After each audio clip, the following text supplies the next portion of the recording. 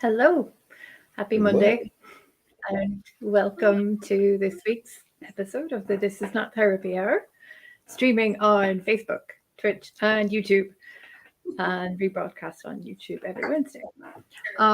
Nice to be with you both. Hi, Caitlin. Hi, Brandon. Hello. Good to be with Hello. you. Good to be with you.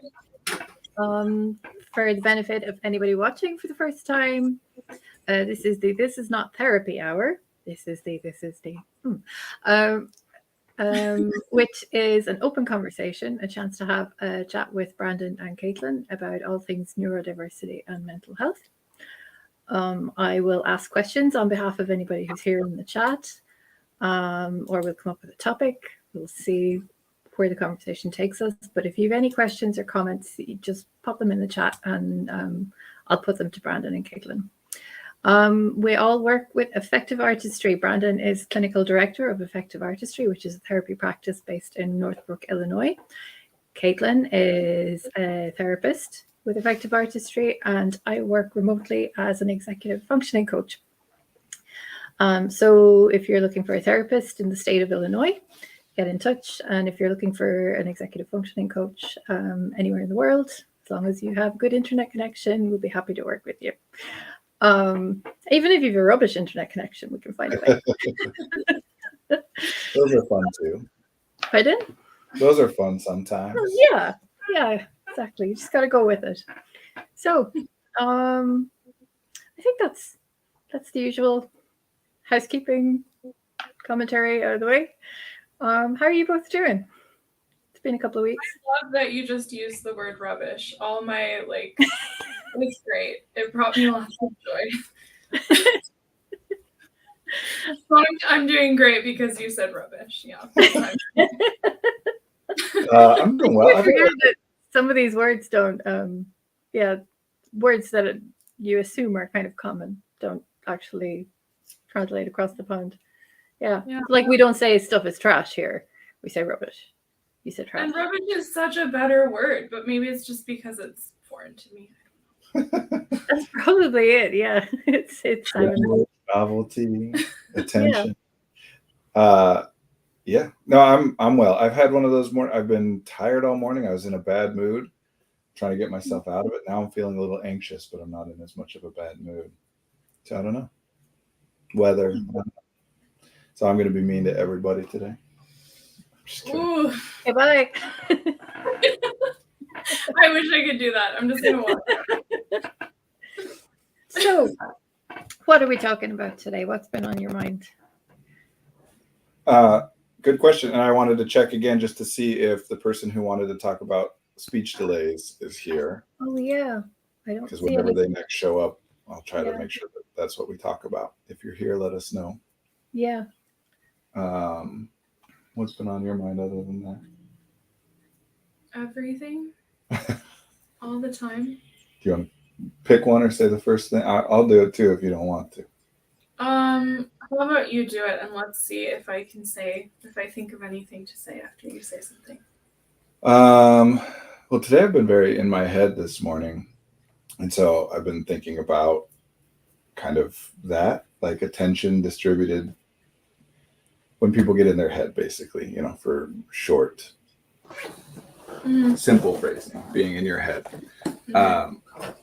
And when I get in my head like this, it tends to be about that I'm trying to intellectually or cognitively solve a physical, or the word I really want to use is phenomenological problem, like something that in my experience, right now, I feel like my chest is a little tight or whatever. And then instead of kind of just acknowledging that and moving on, sometimes I'll get into, well, why? Why do I feel that way? What's been going on? I shouldn't feel that way. Is something wrong? I should do that, and think. It makes it worse, at least sometimes. So that's what I've been thinking of this morning. But I have lots of thoughts about other things. I'm always thinking lots of stuff. If that doesn't grab anybody, I'm just putting things out there until someone jumps on something or offers something. Marie, you're welcome to offer something too. Well, I've been having a weird week where I don't want to do any of the things I have to do. And I just want to play this weird computer game I found. instead. So that's where my attention is going. What game is it? It's called Terraformers. It's basically like a Mars colonize and terraform Mars kind of game. It's just point and click and see what happens. But yeah, I know that I'm also in my head. I'm overwhelmed with like housekeeping tasks I need or chores I need to catch up on, and I don't know where to start. I need to declutter. And so instead of doing any of it, I just turn to the screen and look at the screen instead of looking at the mess behind me because it's easier. Okay, I want to talk about this then. Yeah. I think there's some things here. And also for me too, so not that this is going to mean anything to the two of you probably, but Baldur's Gate 3 was released about a week and a half ago. It's a follow-up to a very famous Dungeons and Dragons based computer game. The first one was in like 1998 or something like that. And the second one was also like 20 years ago. And I'm not in a place where I was when I was younger, so I can't play it the way that I used to. So it's really like I'll think about it throughout the day or not be able to play it at all in a given day. Or if I can, it's for like a half an hour or an hour at the end of the day after the kids are in bed. Mm-hmm. So a similar thing where I'm thinking about it, but not always engaging with it. It sounds like what that might be matching your experience at the terraforming game. Yeah. I feel that way about a book right now. What book? Enchantment, Awakening Wonder in an Anxious Age by Catherine May, who is a UK-based writer who lives in Whitstable by the sea, and she, oh god, and she, you're just sharing your whimsical details that tickle your fancy here. Yeah, and also she actively identifies as being autistic, and she was a late diagnosed autistic woman and has a great autism resource page on her website. And this is the list of facts I would like to share in this moment. Awesome. Yeah. Yeah. Marie, I have been thinking this for like months. I'm going to ask you, do you know who Catherine May is? No. Okay, that makes me feel better because I was in my head and having anxious spirals about it. So. You're having anxious spirals about whether Marie knew who this person was? Because I shared on our G-chat a few times stuff about Catherine May, and I thought Marie would really resonate with it, and she didn't comment on any of it. And then I was like, uh-oh, do I like not know about blah, blah, blah? So I think I commented on one of the pieces. Yeah, like a Substack article you shared. Oh, you did? Lovely. Yeah. This is feeling like she had to be all things to all people. It was like a 7-year, like my life turns into fire, and then it was so good. But this is a great example of my brain's propensity to assuming that people don't like me all the time and then making lovely stories about it that are actually pretty extensive. So thank you, Marie. This is a great example of something. Handing it to Brandon. I know, I can tell you're handing it to me, and I want to like comment and respond to what you're saying, but I also am reading that you don't want to talk about what you're saying. Oh, well, we can talk about the book thing. It's video games for you two, and it's a book for me. So what is it like to have something in our attention but not be able to actively engage with it? Yeah, okay. Well, what is it like? I think people generally know what it's like, generally, but it's worth talking about. Because I do think, well, nice siren going by. Sorry about that. I don't even hear. The village of Northbrook is having an emergency. I was going to say, for me, the stuff that's in my attention that I'm not engaging with is the clutter and the housekeeping. And the computer game is like a diversionary tactic. So people talk about it like that a lot, right? Like escapism or distraction or et cetera, especially when it comes to video games, but books certainly too, really just like media consumption or anything that people consider to be like frivolous or honestly enjoyable. Because we mostly think of things that we quote unquote need to do as being things that are unenjoyable but beneficial, whereas things that we quote unquote want to do are enjoyable. we tend to assume that they're not beneficial, which I think is absurd. Yeah. Nothing is enjoyable to a person that isn't in some way beneficial to that person. But we've got this kind of like oppositional thing in our head that some things suck, but they're important and helpful. And some things are fun, but they're unnecessary and don't do anything. Which isn't how it works at all. It's not a distraction. And in fact, part of the reason that this is, theories here, but part of the reason that you might be struggling, including part of the reason that I might be struggling this morning, is because having something on your mind that you are not able to engage with to the extent that you're wanting to engage with it makes it very difficult to do pretty much anything else. It's like, if you imagine, I used to, when I was younger, I lived out west. I lived in Utah, and we would go on these backpacking trips and like hiking through the desert for, days at a time. And the level of thirst that I would get to on those trips, because you can only carry so much water with you, and it's heavy and blah, blah, blah. You get thirsty to a certain extent, and it's hard to think about. I mean, you're in this beautiful area and all these other things, but all I'm thinking about is I'm thirsty, or my feet hurt, or how far until we get to the campsite or whatever. Mostly not, hopefully, but every once in a while. Yeah. And no one questions that. No one would say like, oh, you're getting distracted by how much you're thinking about wanting to drink water. There's some function that it serves me to address that thirst. The thirst is a sign, right? Like there's something happening in my body that there's less water than is optimal or beneficial or whatever for processes. And we can't like monitor our cellular activity on the level of like, oh, my water level is a little low. So the version of that we have is just feeling thirsty. And we all kind of generally get that, and you drink water and things get better. Wanting to play a video game, wanting to read a book, wanting to take a nap, it's just another version of that. There is something going on where, at least theoretically, that would be beneficial to you. And we don't monitor it on the mechanical, like, what exactly is it that this thing, blah, blah, blah. We just feel the desire, the urge. And I want to make sure that I'm clear. We're wrong about this stuff all the time. But that doesn't mean that it doesn't serve a purpose. I've noticed a pattern with clients where the things that they feel bad about doing, that they technically enjoy, that they technically get something from, are usually things that do not involve being productive in a traditional sense, which oftentimes means working. Or if they're like an artist, like creating art, and anything else other than maybe cleaning their house or something like that is okay to do. As long as it's not something that they think would be enjoyable, then it's okay. Yeah. Or if somebody else is depending on them to do that thing. Like, my boss is waiting for a report, or I have to get paid.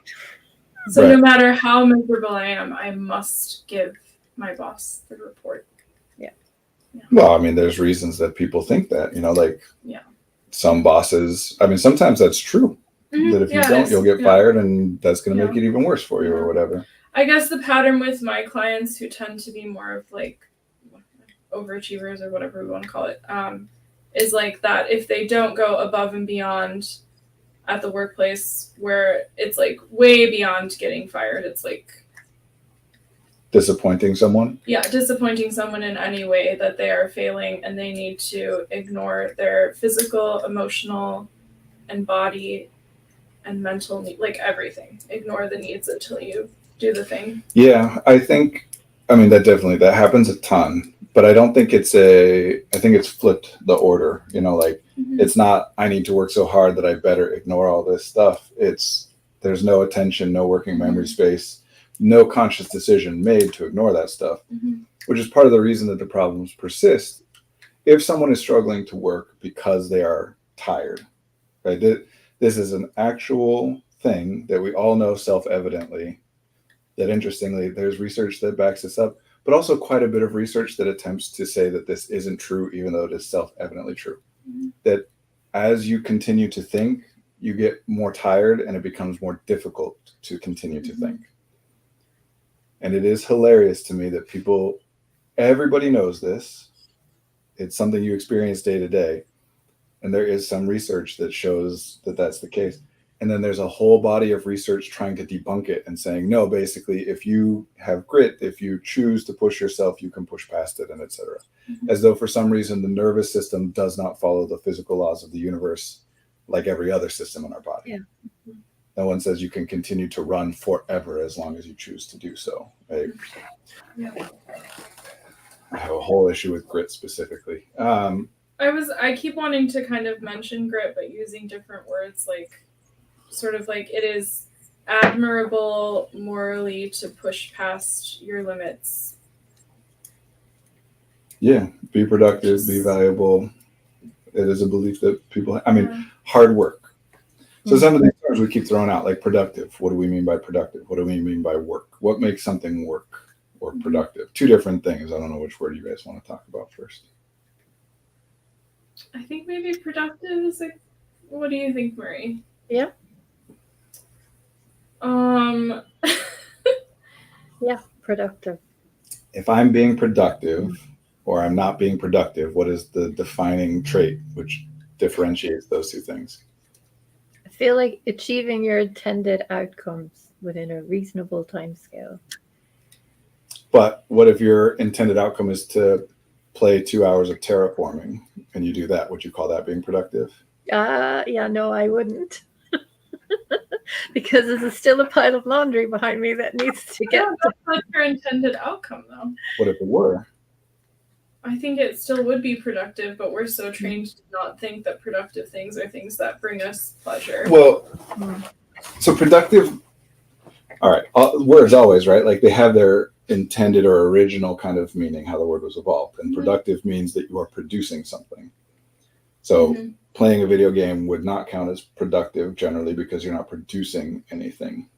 But if so much work now is kind of like BS and doesn't exist anyway, then when you're still producing emails or you're producing words in it. But I agree. I think generally the way that the word is used at this point is just to mean if I'm doing something that I should be doing, that's productive. And if I'm not doing something that I should be doing, that isn't productive. I just think it's always, to me, noteworthy to see where a word originates and how we kind of end up using it. Yeah. Because even in the original case of like producing something, the key distinction there is that you're doing something, you're creating something that is of value to other people. Because if an artist, for example, we have a lot of artist clients, if a visual artist is just doodling, they wouldn't call that being productive. Yeah. But if they're working on a commissioned piece, they would call that being productive, even though they're producing something in either case.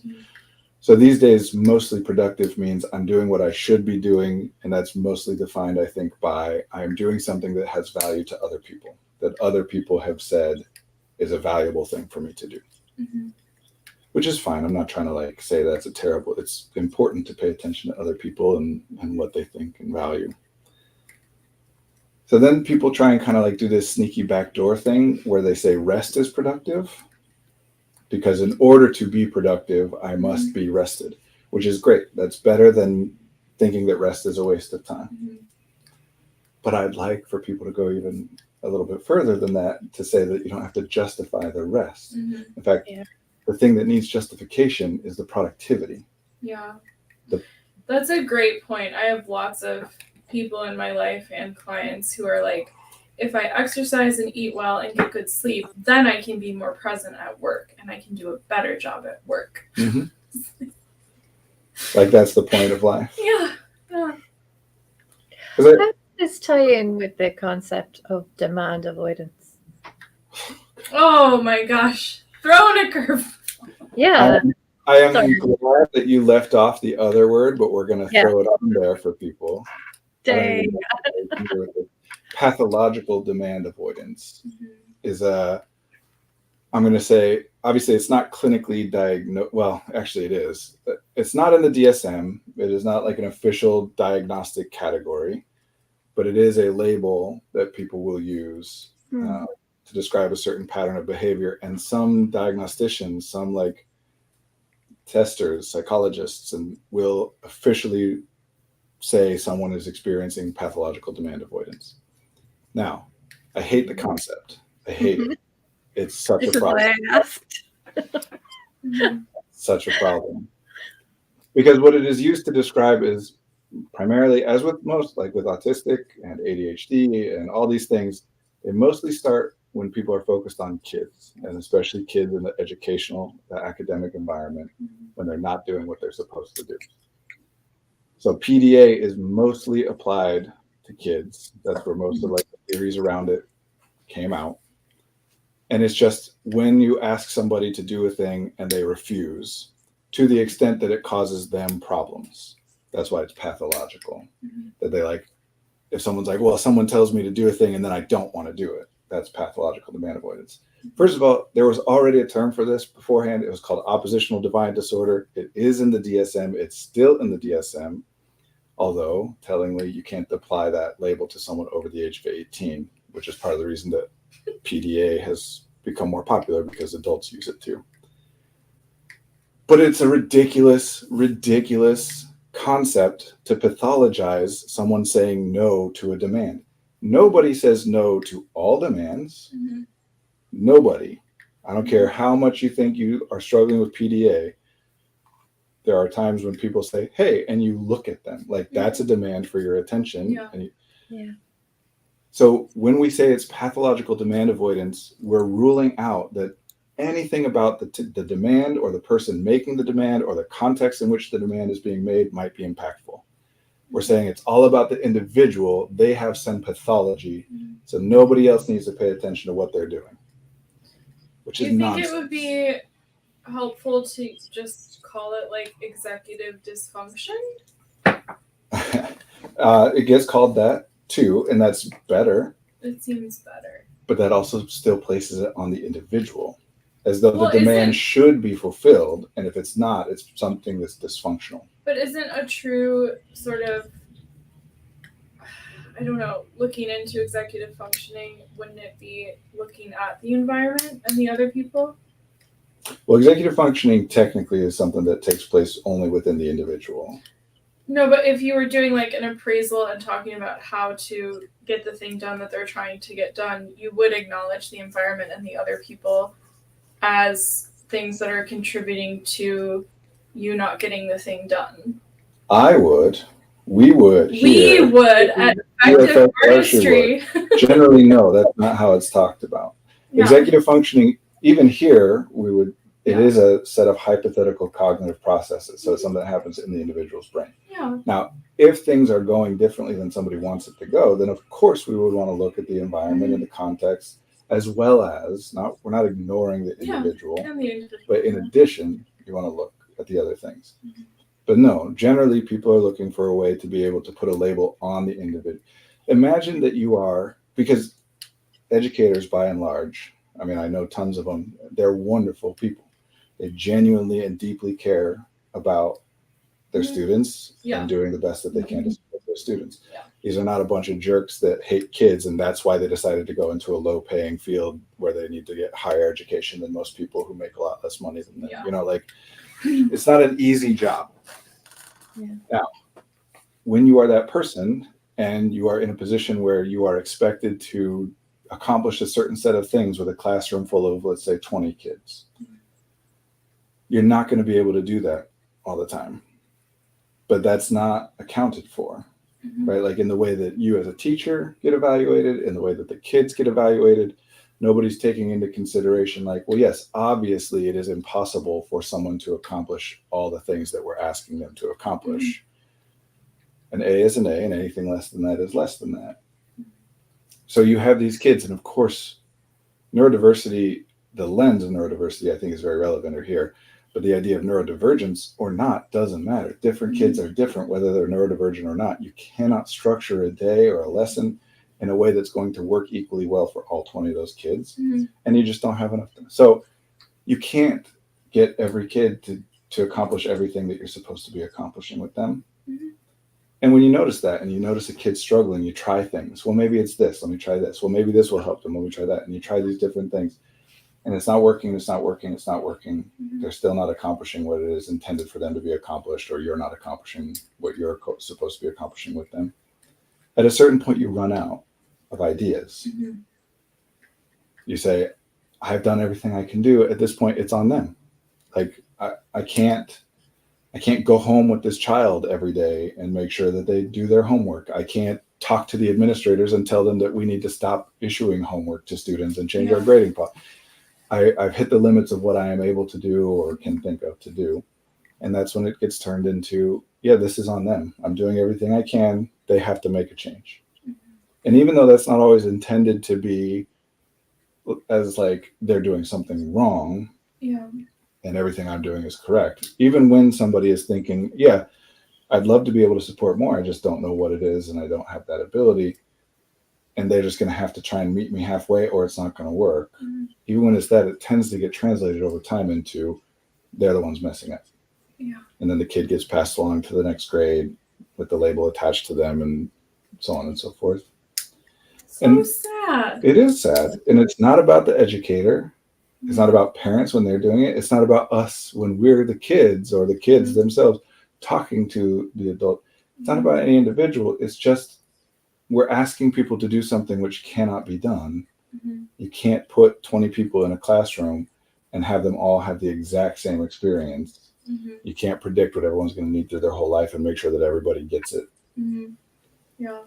So we just need to accept that things can be failed without failure being a moral failure, right? That like I'm intending to score 50 out of 50 on this test and I scored a 20 out of 50. I failed to accomplish my intention. That doesn't mean I'm stupid. And that's where it becomes a problem, because then everyone's looking to blame everybody else on why it's failing instead of just addressing the reality. Anyway, getting off on the whole thing. Productive is about making it so that other people are happy with the things that we're doing to the best of our ability to understand. Nothing wrong with that. But when it gets overvalued to the extent that I am not balancing it against anything else, all I'm trying to do is everything I can do to make everybody happy without anything balancing it well, then it becomes problematic. And yeah, pathological demand avoidance, oppositional defiant disorder, even ADHD in, I would say, most cases when it is applied to children. All of these are just ways to kind of offload, well, I've done everything I can do, and I don't think the kid's a bad kid. Because usually it's either, oh, the teacher needs to do more or the parent needs to do more. Or if that's not the case, then the kid's a bad kid. Unless we can have this medical model workaround of saying, nope, kid's not a bad kid, teacher's not a bad teacher. It's just unfortunate that the kid is built in this kind of way where medically speaking, they yada yada. So that's why pathological demand avoidance is there, is because it makes it so that we don't have to say that the kid's just being a jerk. They have pathological demand avoidance. That's why they don't want to do it. But again, that falls apart when you recognize that everybody fulfills demands and nobody fulfills every single demand. So then we're really talking about, well, which demands are we saying are the ones that should be fulfilled and are pathological if they are not being fulfilled? The ones we deem productive, right? Yeah, it's really, again, it's kind of like a back door into setting boundaries, as opposed to just being able to say, nope, I'm not going to do that without even having to rationalize it. But if you wanted to justify it, to say, I've got X and Y and Z going on already, and that's too much or whatever, it's no, I can't do that because of this condition that I suffer from. I had a client who talked about that, and they were in a, how do I make this general? A college program that they absolutely hated being in. So then they were like, I have pathological demand avoidance. I'm like, you literally hate this. You hate the classes, you hate the homework, you hate the degree, like, but that's pathological. We just have to like it and get a bunch of stuff done that drives us crazy. And in a lot of these cases, and maybe in this client's case, I don't know, but in a lot of these cases, it's the problem is that they're thinking they should enjoy it, but they don't. And then their solution, their attempted solution to that is to push themselves harder, because maybe that will make them enjoy it, which makes them enjoy it less. So part of the problem is that in a lot of these cases, they did used to enjoy it. And so they're saying it's not, there must be something wrong with me because I was doing the same thing or pretty close to it and I used to like it. And I just got to push myself to get back to that. So then does it become acknowledging the conditions that are different from when they were doing it? Oftentimes, I mean, when it is somebody who is pushing to a maladaptive extent, Yeah. right? When the issue is that you are tired and you're trying to solve that by pushing more and resting less, that makes the problem worse. Mhm. But because we're not really allowed to think of it as tired, or, we have to then, if we do, we have to pathologize the tiredness, which is a big, like, that's part of what I've been struggling with this morning, is I've been getting some really good sleep, at least quantity wise, but I think quality wise too, for the last several days, more so than usual. And I still was very tired this morning. So then in my head, I'm saying, I shouldn't be this tired. What's wrong? Which is something I talk with clients will be like, well, what about when I slept one day for like 12 hours and I'm still tired? And I said, well, then you must have been really exhausted, because you wouldn't have been able to sleep that long in the first place if you hadn't been exhausted to a certain extent. And it doesn't just go away in one night's sleep or even a few days. But part of the problem with being tired is that it's hard to remember that for me. And I pathologize my tiredness. And then I'm in my head all morning being like, what's going on? Something must be happening with my body, or maybe I'm upset, or, whatever. As opposed to just recognizing, like, it's like if you got thirsty and you said, no, I drank enough water, I should not be thirsty, something must be wrong. Instead of just saying, well, I guess my evaluation that I shouldn't be thirsty must be the thing that is wrong, because I am. And you are recovering from being exhausted. Oh, yeah. Like a week ago, right? Oh, yes. I mean, for the past month and a half, but also on a broader scale, like for the past several years. Yeah. Including things like I haven't had my medication for a few days because they're behind, out of really stock hard. and whatever. Which, yeah. And to me, of course, this is just theorizing. Mm-hmm. But to me, that's not so much I've become dependent on it and now I'm, suffering withdrawals or whatever, that some people tend to think sometimes or worry about. To me, it's well, yes, I've been taking amphetamines, which, like, if my exhaustion level is here, make it so that I get through the day at this level. Yeah. And then when I don't have them all of a sudden, it's not like I'm worse than I would have otherwise been. It's just, amphetamines do something for you, you know what I mean? Yeah. And not having them is going to feel like, oh, I'm not as rested or energetic or whatever as I usually am. I feel like if they were addictive, I wouldn't keep forgetting to reorder my prescription. Well, addictive is a whole nother thing that I think we're talking about. Because a big part, like on a practical level, this conversation, I think, around screens generally, screen time, downtime, video games, consumption, whatever. And people call that stuff addictive. Yeah. Which is like saying that you're addicted to food, which people do say that, or addicted to love, which people say that. It's a thing that is beneficial to you.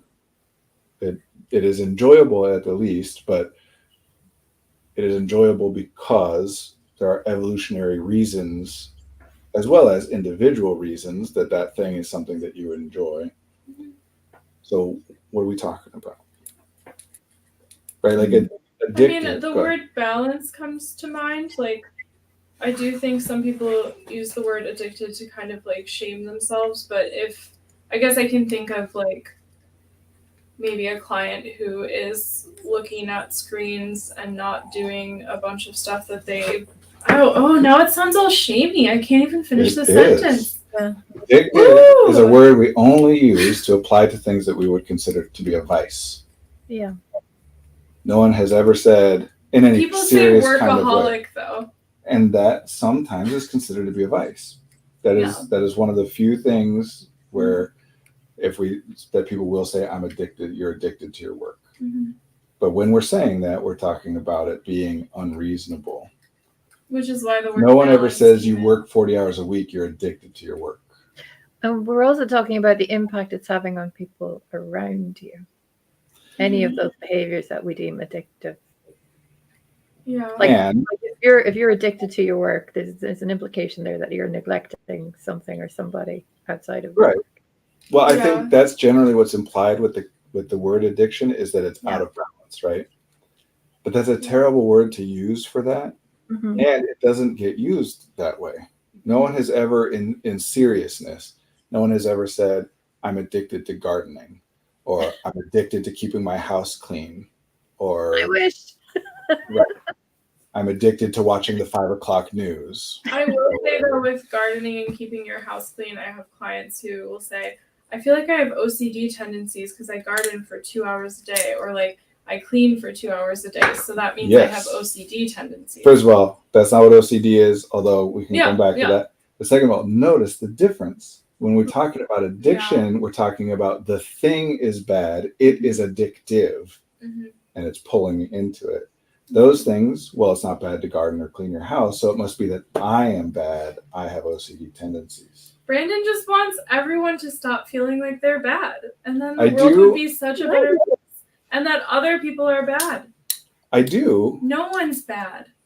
It's a very it's a very unuseful concept. Yeah, it really is. It's not that I don't think that people do things which I would say bad is an accurate label for it. Yeah. But this is on the internet forever. Well, no, I mean that. It's just bad is an unspecific, just like lazy or motivated. It's just unspecific. I'm a bad person. Well, what the hell am I supposed to do about that? But I have bad habits. Okay. You have to be more specific than that. So calling things bad just gets in the way, including when I say that's a bad person. Well, what is it about them? What are they doing? Or what is my understanding of them or theories about them that I would say qualifies them as being bad? Because bad is a vague concept we can't do anything about. Yeah. And especially when it comes to people feeling bad about who they are, it doesn't do anything. So could you give an example of like a logical way for someone to talk about, let's say they drink like, I don't know, 4 or 5 cocktails a night and they're usually drunk and then they usually wake up with a hangover.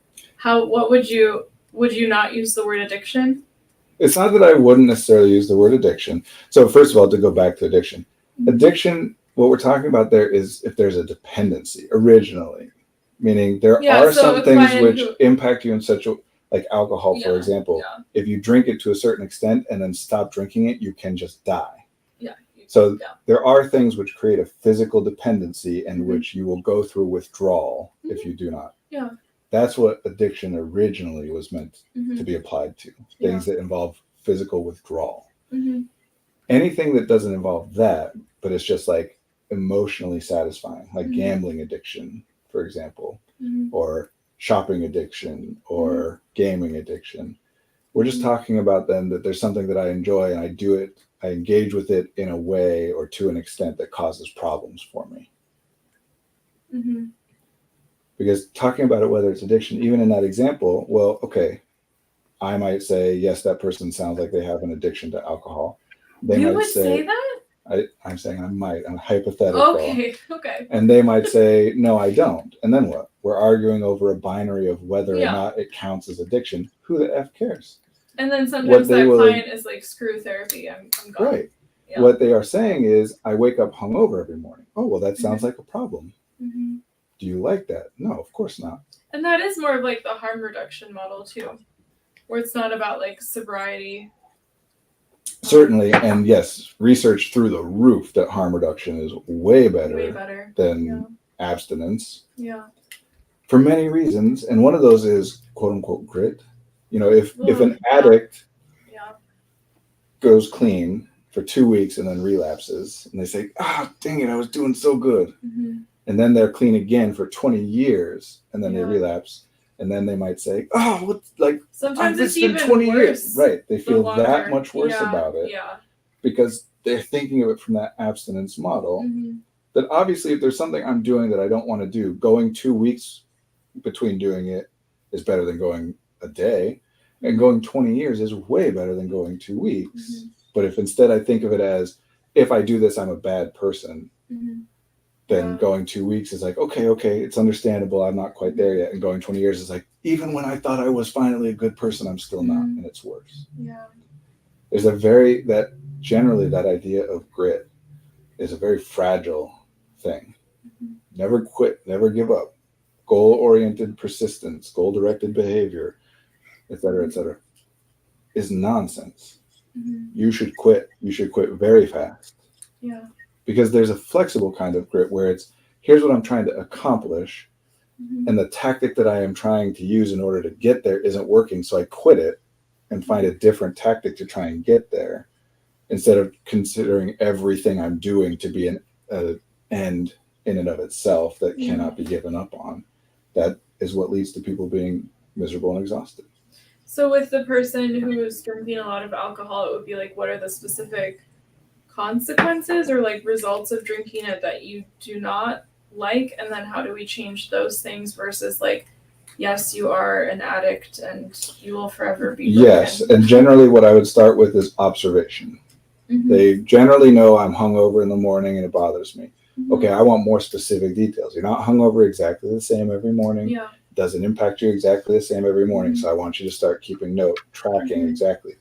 So then they start to make, and then I want you to start tracking exactly what you're doing the night before in terms of when you start drinking, how much you're drinking, when you go to sleep. And we can start throwing in other variables at some point, like if they think that, oh, if I drink more water, okay, try drinking more water, let's see. And you track those correlations, and without us doing anything, they'll automatically start to realize like, oh, okay, well, when I start drinking earlier in the day and stop drinking a couple hours before I go to bed, it's much better. So even without modifying the amount that I'm drinking, if I just change the timing, that makes it better. Or if I take some Advil or drink water or whatever things might help. So we can address the symptom. But also,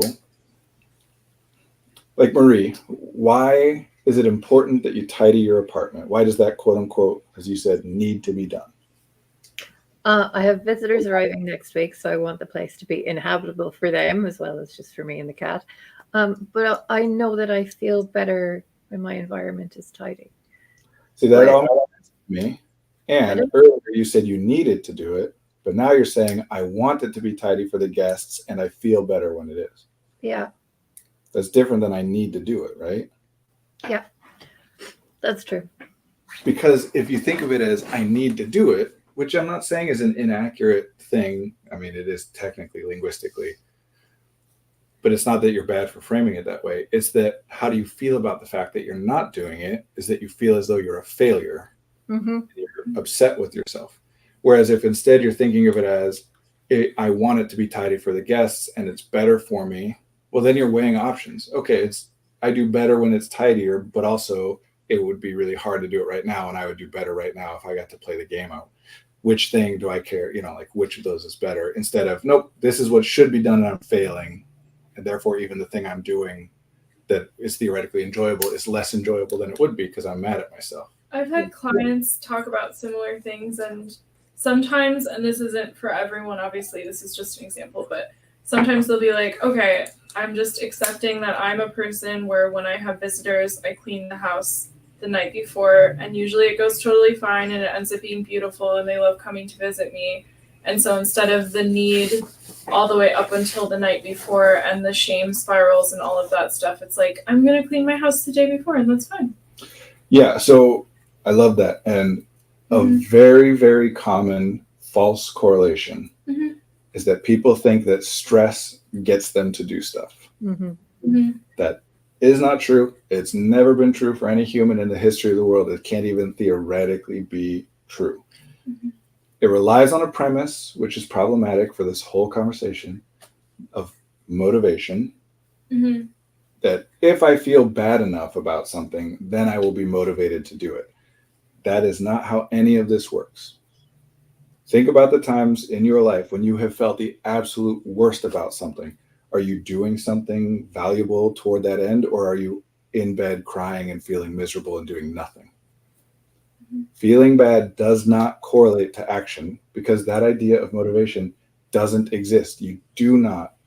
That's a big part of this whole conversation is people think that they're motivating themselves by being mean to themselves. It doesn't work. We know what stress is. It's a physiological state. And we know what it does. It makes everything harder, especially anything that involves any element of cognition becomes way harder. The only thing that it does better when you're stressed is fighting or running away. That's why we call it fight or flight.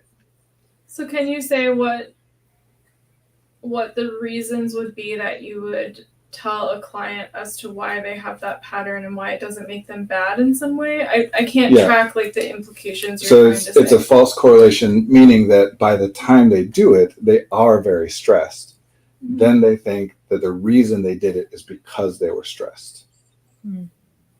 But what's really happening is, like in that case, most likely, of course, I'm guessing at specifics here, but generally speaking, what's happening is they have a task ahead of them that isn't enjoyable and they're not looking forward to doing, but is beneficial to do by a deadline. And they have an estimation of how much time and energy that task will take. And so when the time approaches where if I do not engage in it at this point, I will not accomplish it by the deadline and therefore will miss out on the value. So that's why it happens then.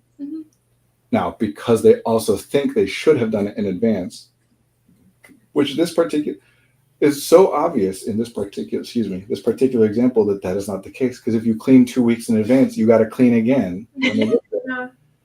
There's no reason to think it should be done earlier. So they just feel bad. Yeah. And then when they get it done, they think it's because of how bad they feel. It reinforces the narrative, but it's not why. Well, but would you say a less pathological way to approach it is like, this is when I just tend to clean and it's okay and there's nothing wrong with me that I cleaned the night before? Yes, absolutely. Although I would go even further, and usually I do with clients, where I talk about, look, when you have a task, depending on what the task is, right? And I don't know, you guys tell me if you want to get into more detail about it, but I teach people ways to break this stuff down. But some things, for some reasons, are things where it is beneficial to engage with them before a deadline. Some tasks don't have deadlines. Those don't qualify for anything here because you can't talk about last minute when there's no deadline. But assuming the task has a deadline, some of those tasks, there are reasons that it's beneficial to engage with them well before the deadline. Some of those tasks, not only is it okay to do it at the last minute, it's actually optimal. It's better to do it at the last minute. Yeah. And cleaning would be an example? Cleaning would be an example. Most homework, especially writing assignments, are an example where doing it at the last minute is actually the optimal time to do it. Most tasks are generally where the reason you're doing it is because somebody else needs it done by a deadline and you have to give it to them or present it to them or they'll see it at that deadline. And it's something that you don't find enjoyable to do intrinsically. The vast majority of those things, it's optimal to do at the last minute. Now, I'm not saying that that's not going to stress you out, because it does sometimes. It doesn't have to, but that's work in and of itself, getting yourself to the point where you can wait without being stressed and feeling bad. But there are reasons that it's optimal, and you got to recognize that actually the pattern of your behavior is the optimal pattern, not because you're deficient or broken or bad, but because that is the thing that makes the most logical sense. So then it's not just, this is kind of who I am and this is how I do things. It's like even more than that, which is like, this is literally the optimal way to prepare for a guest is to do my thorough cleaning the night before. Yeah. Okay. So I use the last minute as the describer because the night before might not be that. Literally the last minute. One of the problems that people experience with waiting until the last minute is they misevaluate what the last minute is, and they actually start too late, and then they miss the deadline. And then in their head, they say the problem is I waited till the last minute, instead of, no, the problem is I made a mistake about what the last minute was. So then would another way to approach that client be something like, what is the average amount of time it takes you to thoroughly clean your house to the level that you would like to before the guest arrives? And what is what are all the kind of maybe like the steps as well? And then if they say it's 4 hours and they have to work from 9 to 5 the next day and the guest is coming at 6, then you do it the night before? Yeah. Okay. Now, in addition to that, just some extra things. But yes, basically, that's beneficial, not just for the reasons that we're discussing, but also because if they go, one of the very common reasons that a person isn't acting on a thing that they want to be doing or think they should be doing is because they don't have enough clarity around the idea of what they're supposed to be doing. Yeah, it's amazing. I'm supposed to clean, but they don't have more specifics. So part of the benefit is when you make them list it out like that it becomes more approachable. Part of the benefit is that I can see, some of these things actually, I could just do that a week in advance and it won't need to be redone. Some of these things I should be waiting until, I'm not going to clean the kitchen tonight and consider it to be cleaned by the time they get there or whatever. Yeah. So you can start to break things apart that way. just generally bringing it back to observation and control for the person, away from this moralistic idea of I'm bad or good if I do it or don't do it. Marie, do you feel some shame lifting off of you? Of course. Yay! I've been thinking as well about sensory issues and how they can factor into people not doing something they feel they need to do. So for me, like vacuuming it's a total chore. I have problems with my back, and vacuuming seems to aggravate them, but also the noise of the vacuum cleaner drives me cuckoo bananas. So now I wear headphones and like listen to a podcast or an audiobook or something when I'm vacuuming. And Vacuuming used to be, when I was younger, it was one of my like Saturday chores was to vacuum, and it scared me quite a bit. And I think we could talk about that as an auditory sensitivity, certainly. Yeah. But this is why I'm also pushing people to not need to justify.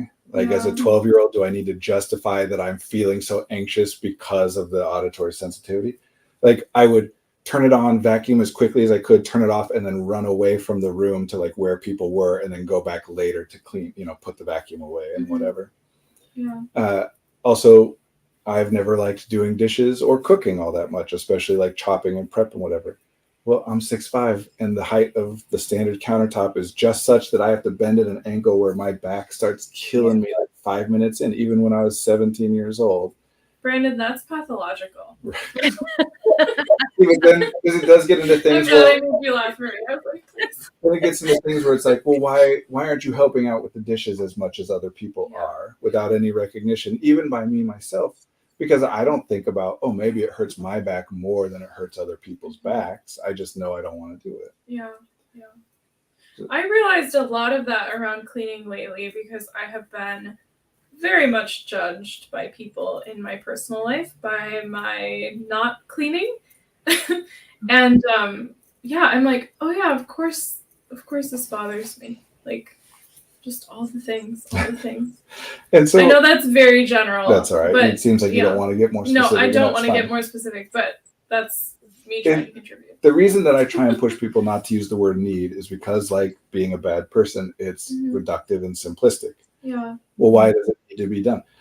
Because it needs to be done. Because obviously, anytime that a person's reason for having to do something that they don't want to do or enjoy the thought of is, well, it just obviously it has to be. That's not a reason. And if you're struggling to do something, but you think it has to be done, and if I say, well, why does it have to be done? And your response is, what a ridiculous question. It obviously has to be done. That's not a reason. And if you had a better reason, then maybe you would be able to engage with it in a way that would be more satisfying for you. Maybe you would be able to get it done differently instead of just continue to not do it and feeling bad. One of the reasons it's optimal to do these things at the last moment, if you're given an assignment, let's say, or hell, you're supposed to clean up for your guests coming into town, right? What if at the very last minute they call and they say, I'm so sorry, I'm sick, we're not going to make it in. Now it's disappointing because you were looking forward to having the guests, but it's even worse because you spend all this time cleaning up that doesn't even matter. That's anymore. happened to me before, and then I get mad at my friends, and I'm like, now I feel bad that I'm mad. Whereas if you clean up at the last minute, then if they cancel at the last minute, it's still disappointing. And it's also like, well, I guess I don't need to worry about cleaning up now. That's true. If you are given a big term paper to do in college, this is only one of the reasons, by the way. There are many other reasons it's optimal to wait until the last minute. If you're given a big term paper to do in college, even something where you would say, there's no way this is going to get canceled. First of all, we just had a bunch of people get finals canceled within the last couple of years on multiple occasions at the last minute. It does happen. But even if it didn't, you can also die at any moment. You can get hit by a bus. And so if that were going to happen, and we don't want that to happen, and it's not fun to think about, which is part of why people make this mistake, because we'd rather not think about that. If that were going to happen, if you're going to get hit by a bus and die right before your finals, would you rather, theoretically, this is your last 3 weeks, would you rather spend a good chunk of that writing a paper that it turns out you don't actually end up needing to write? Or would you rather do things that you enjoy? And again, that's why everyone needs to move to Northbrook, because there are no buses here. there are buses here. I have bus. Not compared to the city. I have not seen any buses. Yeah, not compared to the city for sure. And again, I'm not trying to make it saying like, oh, you might not have to do it is the only reason to wait. Yeah. I do want to have a conversation maybe on the stream about, you said something about you don't feel like it's a useful thing. The question of like, if I die tomorrow, how would I want to spend today? No, but then I was trying. I don't. What was it? It's the phrase "live today like it's your last." Live like each day like it's your last. Okay. That's not smart. Okay.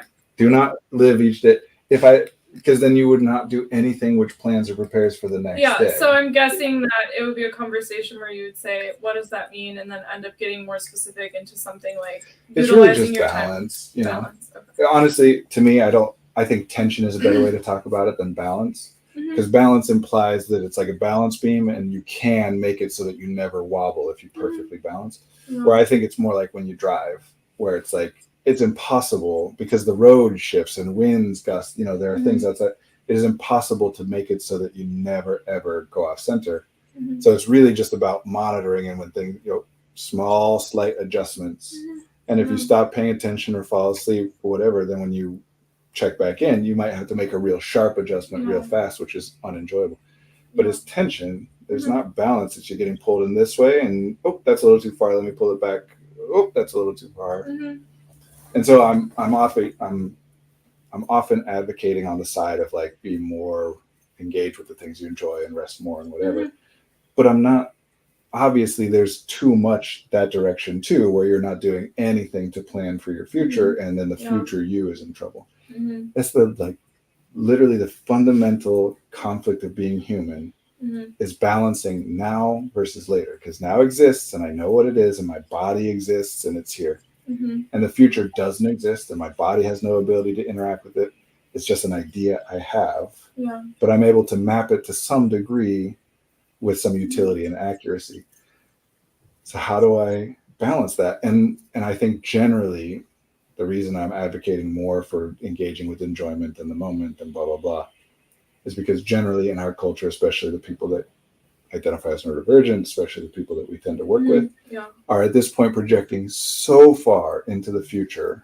I mean, decades, even like after they're dead, you know, people will sit and think like people will be crippled by an anxiety about climate change and what that will do to the world after they're gone.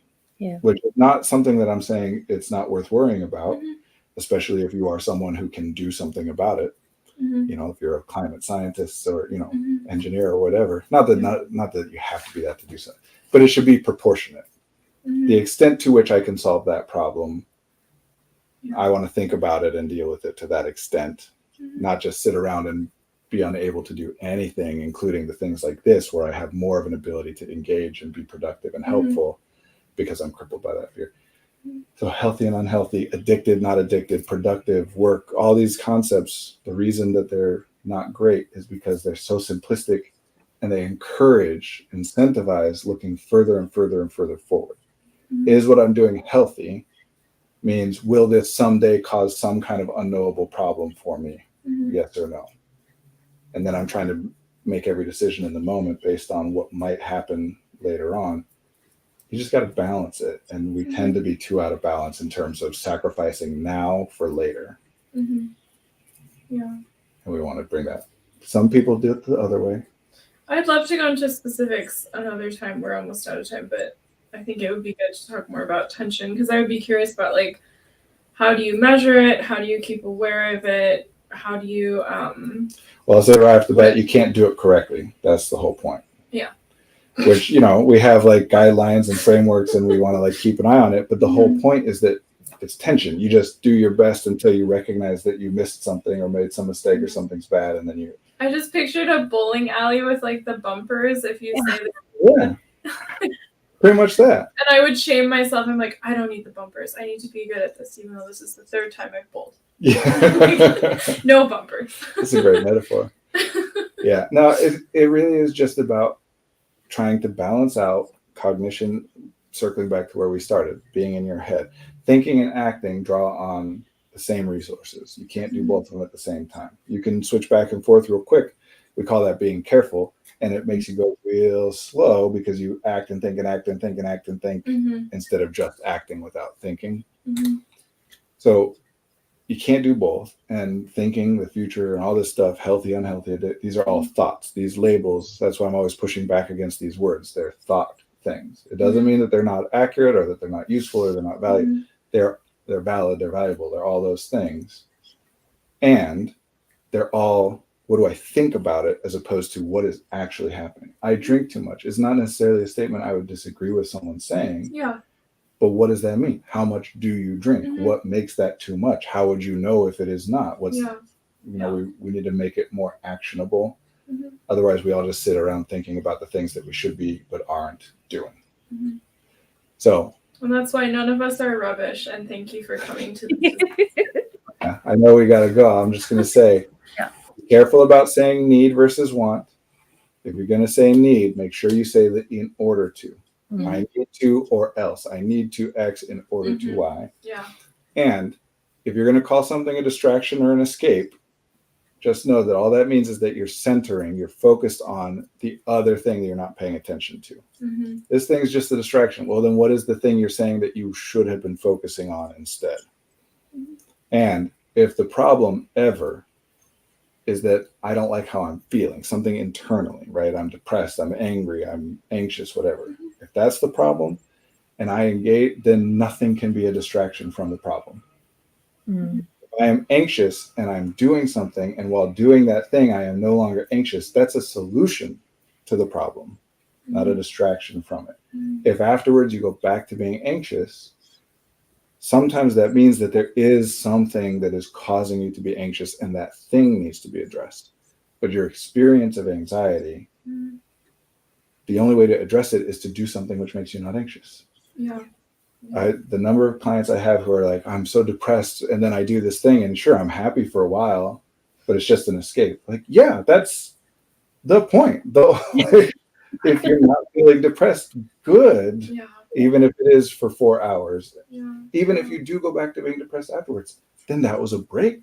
And you are a lot better prepared to do whatever else you might find beneficial. And I've noticed with clients where if you have enough of those 4 hours, sometimes your time in between becomes, you might be like, a 4 out of 10 depressed instead of like a 7 out of 10 if you were to not do any of the enjoyable 4 hour. Sometimes I think it's like grief, where by the time that you feel like you've quote unquote solved it or whatever is the first time that you're like, oh, wait a second, I forgot about the fact that I've been depressed. It's been so long that I haven't thought about it. It doesn't ever go away. Like people talk about grief that way, that when you think about the person, it will hit you. You don't feel less sad about missing. You just think about it less frequently. Time goes on and you move on to other things and pay attention to other stuff. So get yourself out of your head. Me, Brandon, if you're in your head, Brandon, do some stuff, Brandon, including playing video games, even if you feel guilty about doing that. Brandon. That is what helped me. I played a game on my phone for 15 minutes. And I felt guilty about it, but I made myself do it. You got to just not feel guilty. If that's what it is that gets you out of your head, then do it. Unless you got a better idea. Don't just sit around and say, no, I should be able to get myself out of my head by thinking about in my head how I should not be in my head. Or talking, by the way, for me. I have so many comments, but we're out of time. Thank you, Kate. We'll have to pick it up again next week. Thank you both. It's been really nice to be with you all. This was fun. Thank you, Marie. Yeah, you're lots of fun, Marie. Likewise. Thank you all. Try not to be rubbish. All right. Okay. Have a good week, everybody. Bye-bye.